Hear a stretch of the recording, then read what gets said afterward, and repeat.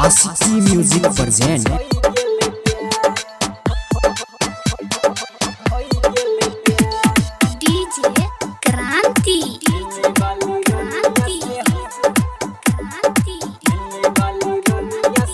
Maithili recording studio Khutauna बाजार।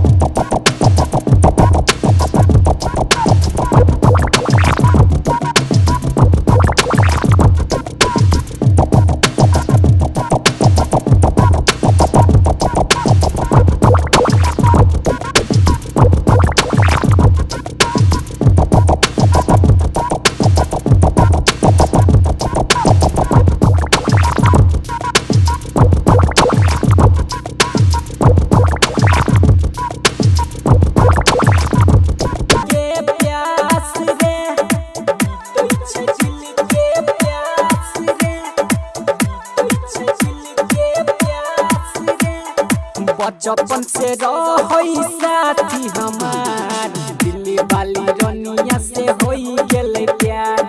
कैसे के बताइयो अपना दिल के विचार, दिल्ली वाली रनिया से होई गेले प्यार।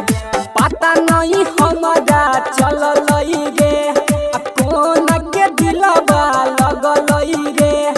सोच के दिल धर कई बार कैसे के बताइयो अपना दिल के विचार, दिल्ली वाली रनिया से होई गेले प्यार।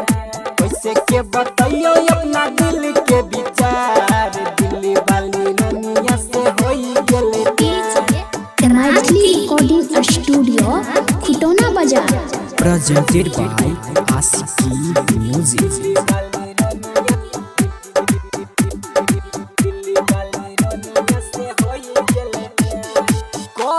छोड़ाई डरबी के सुनई ने तू बात के, आबै में नींद हमारा ओकरा बिना रात के, ओकरा बिना रात के, ओकरा बिना रात के।